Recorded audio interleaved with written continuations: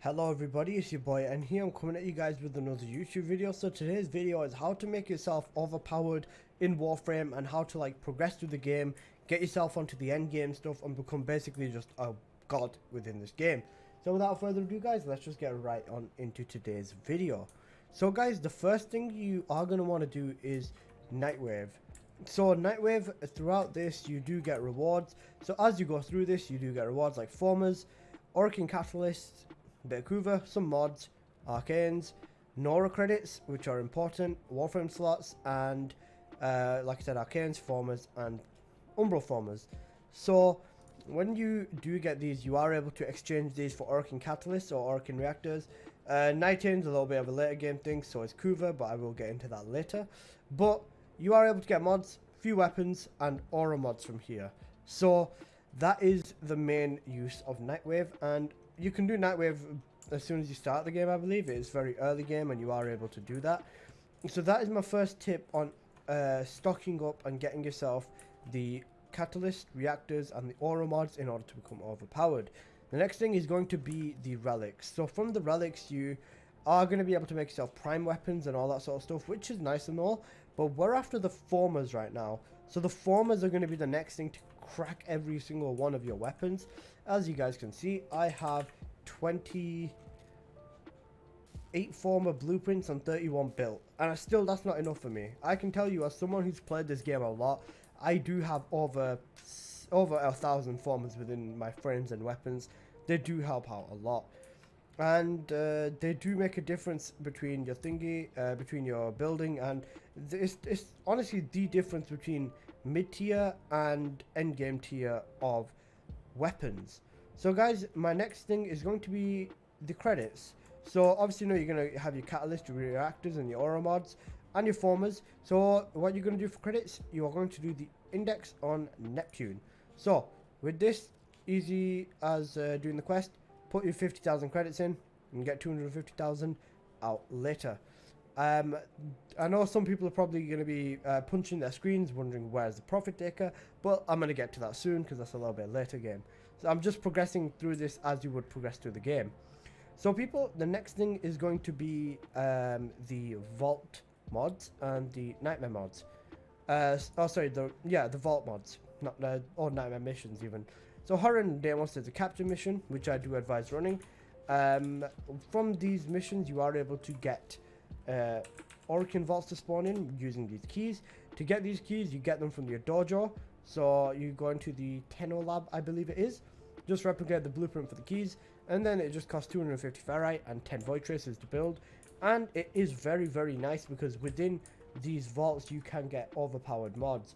Now the mods that you can get within these vaults are the mods that make the difference between beginning of the game, end of the game. All of the mods that you can get from these are the difference between, you know, playing a regular game and having regular builds and having god tier builds. And I say that with chest. You can get mods like Blind Rage, which is plus ability strength, which is just straight up broken. You can get fleeting expertise, plus efficiency minus duration. What are the other ones? I believe narrow-minded. So narrow-minded, this is another really good one, plus duration and ability range. Overextended, if I can type, overextended, plus range minus strength, and then transient fortitude. Now these are not the only mods that are within this vault, but these are the 5 heavy hitters that people really want constantly. And you know, if you do get these mods and get a lot of duplicates, like I've got 2 spare transients lying around, you can max them out using your endo, or you could just sell them, and they are worth quite a lot of platinum. But guys, those aren't the only good mods that you can get from here. You can get mods like Heavy Caliber, which is another good mod, just straight up damage, minus accuracy, which isn't the craziest thing ever. Spoiled Strike is a good one for the melees, so that's another really good one, minus attack speed plus 100% damage. There are the critical mods, so critical deceleration for shotguns and critical delay for rifles. These are 2 again really good mods, and there's a bunch of good mods within these vaults. It's just a case of getting a team together, running them, and doing all of that. So people, that is the mods that are going to bring you from mid tier to end tier of the game. So what's next? If you are earlier in the game, running the quest The War Within will change your game significantly.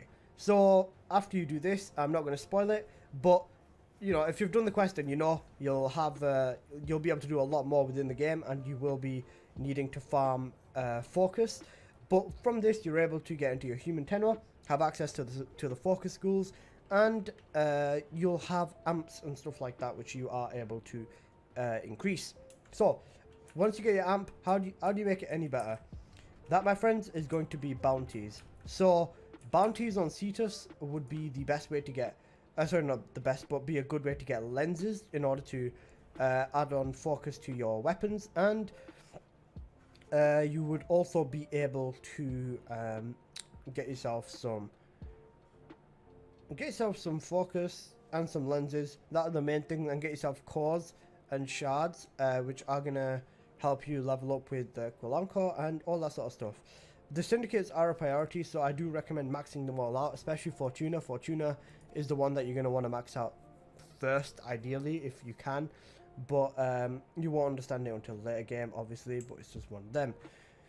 Now, the next thing I'm going to say is, again, following on from the syndicates, you are going to want to max out, or at least get to level 3 with the Entrati family. So with the Entrati family, you are going to want to push yourself with that to level 3 at least, because you're going to want to get yourself the Hemland system. Now, for you who do not know, the Hemland system is a way to fuse abilities from one frame onto another.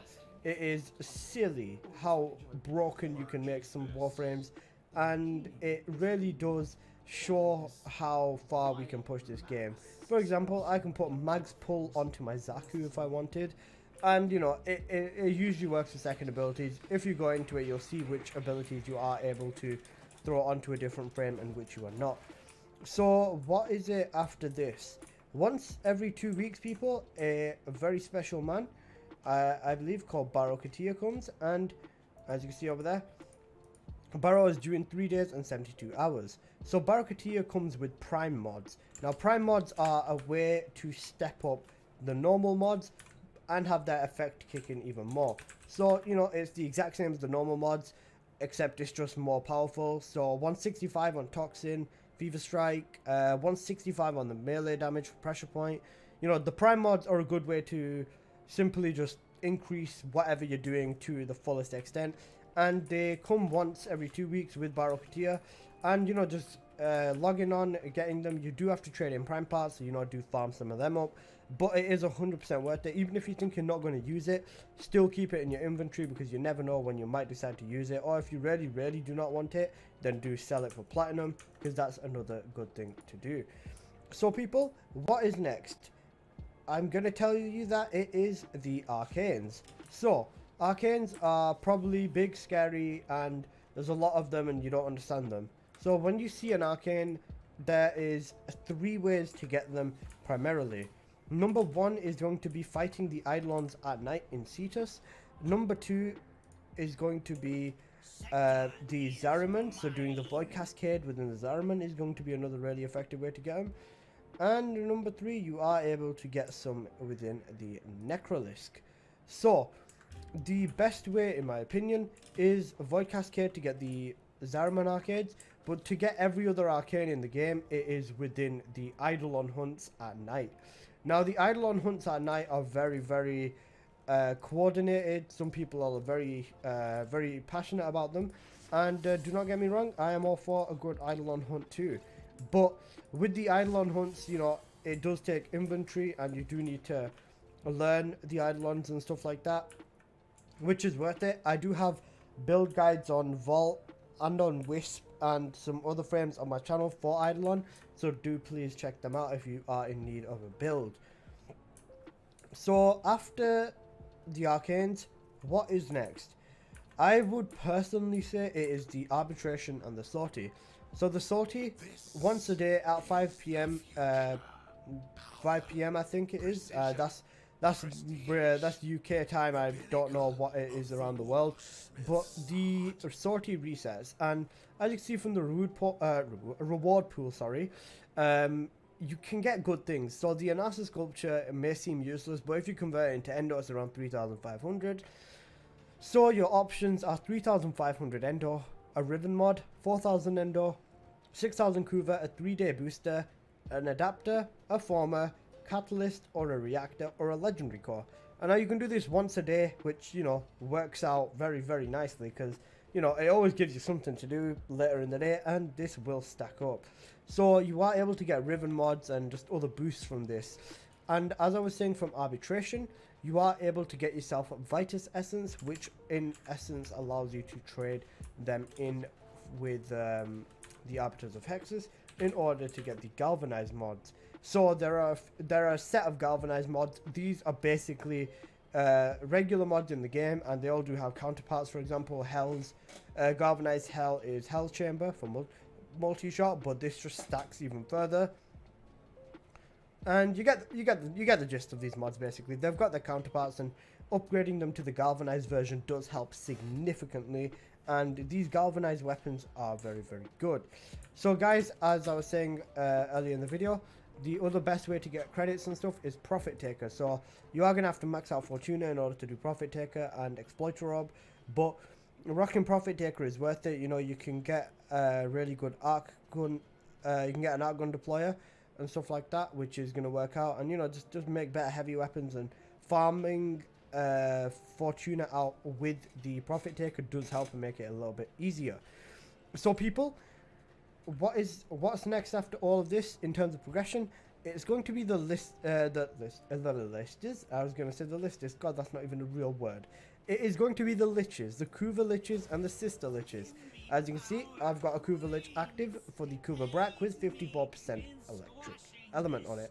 So with these liches, you're able to get weapons with elemental effects that can be formed 5 times up to level 40, and these weapons can be built to absolutely destroy enemies or just destroy this game inside out. You get access to this again after the War Within, so you know it is pretty ideal to do the War Within, otherwise you're going to get locked by a lot of stuff. For example, let me just show you my Kuva Heck. Now this, my friends, is a build that will truly bully the Archon. Just take my word for it, and it's definitely worth investing in every single one of these Kuva weapons. If you can get a good element, if you don't know what to go, Toxin's usually a good bet, but you know, have a look at it. You know, the internet's there for research, and please do that. Same with the sister liches, stuff like that. The Tenet weapons, there are a bunch of them, and they also are incredibly lethal. For example, Tenet Arcoplasma, my goddamn favorite. Love this weapon to death and back. Radiation Viral, and with Primary Merciless, this weapon slaps. It is so goddamn good. You're never not going to have fun with the Arcoplasma, and I can promise you guys that. So, on to the next stuff. And the next stuff is something I've not done myself, because I keep telling myself I'll get around to it, but I haven't actually done it yet. And that, my friends, is going to be the Veil Breaker for the Archon shards. So, the Archon shards, you are able to get them through Carl and doing the Veil Breaker missions. And these shards can have a lot of effects. So there's 3 colors. There is Crimson, Amber, and Azure. So, you know, they all have their own effects, but everyone really wants the Crimson shards. You are able to get 2 different types of shards, the normal one and the Talforge one. The Talforge one just means they're more effective and they do more of the effects. You know, if you were to set a Crimson Archon shard to strength, instead of getting 10%, you get 15. You get the gist? Easy as. Following on from that, the other next thing you are going to want to do is literally the Archon hunt. So every time you don't get a Talforge one, it increases every single week. You do get some weapons that have got a boost and frames, but nobody really cares, and you just want to use the frame that's good for everything. Easy as that, really. And yeah, that's about it for the shards. So the next thing, my friends, is going to be Steel Path. So in order to unlock Steel Path, you complete the entire star chart, every single mission, inside out. And Steel Path is going to be the way that you get Steel Essence. And in with Steel Essence, you are going to trade it in with Teshin. And, you know, you are able to get Kuva, Rivens, Veil Ciphers for Rivens. So you can crank up some Rivens instantly. But, you know, Kuva, again, is going to be very important when it comes to Rivens. When you get Rivens, or you want to start re-rolling Rivens and stuff like that, they all require Kuva. They can start costing 3,500 Kuva per roll. Obviously with 700,000 you're going to get quite a few rolls out of that, but even still, it's a gambling addiction. Every Warframe player who does do it, it's that gambling addiction that they're just not proud of at all. So people, now the next thing I'm going to say is with Steel Pass as well, you get arcanes, primary arcanes and secondary arcanes, and these are really going to boost your gameplay and proper send you flying into endgame. So primary deadhead, a lot of multiplier headshot, primary dexterity, more damage, you know, primary merciless, just straight up more damage. And then you get the secondary ones, which are basically the exact same. So, you know, you get the gist. These are very, very good arcanes. Just make sure you prioritize and grab these too. So now, guys, the next thing is going to be Duviri Circuit. So, like I said, you're going to have the Duviri Steel Pass done. What you can get from these is, on the normal one, you can choose a Warframe in order to get. And on the Steel Pass one, you can choose a Incarnon Genesis weapon to get. This week, I've chosen the Latron. And I've chosen the Furies. So, sorry. Yeah, so this week I've chosen the Latron and I've chosen the Furies. So, you know, those are two weapons that I'm definitely going to invest in, because the Incarnon stuff gives it a massive boost. And, you know, it's definitely worthwhile to do it. Now, guys, obviously if you do this and you work your way through all the items in game, your master rank is going to go flying up. And you want to push yourself up to master rank 30 in order to get the blessing. So for master rank 30, once you head into a relay, you are able to give a blessing to people, and you can use it once every 24 hours. Farming anything or just doing all of this with boosters will help, of course, but you do want to be rocking all of this with the blessing, which will just boost the booster even further. And I know that's a strange sentence to say, but you know, it definitely does work, and it is worthwhile in order to keep pushing this and just basically pushing the boundaries of the game. Then after that, well, ideally first you would want to learn modding inside out, but obviously modding comes different. You get different mods, you learn different things, and it goes up and down, and you wanna learn everything properly. And you know, learning modding is not something easy, I have to be honest, and it will take you time to wrap your head around it. Learn the elements, learn what's effective against what, make weapons specifically for specific factions like Grenier, Corpus, or Infested. Learning modding will take the longest, but ultimately you can look up build guides and stuff like that. I've got a ton of them on my channel here, but this is basically the complete 0 to 100 guide on how to become insanely overpowered within this game. And you know, that's about it really. So I do hope you've enjoyed. Please do drop a like. If anyone's got anything that they would do differently, please do leave it in the comment section below. But other than that, guys, I do hope you've enjoyed. Thank you again so much for watching. Please do drop a like, and I will see you guys in the next video. Peace.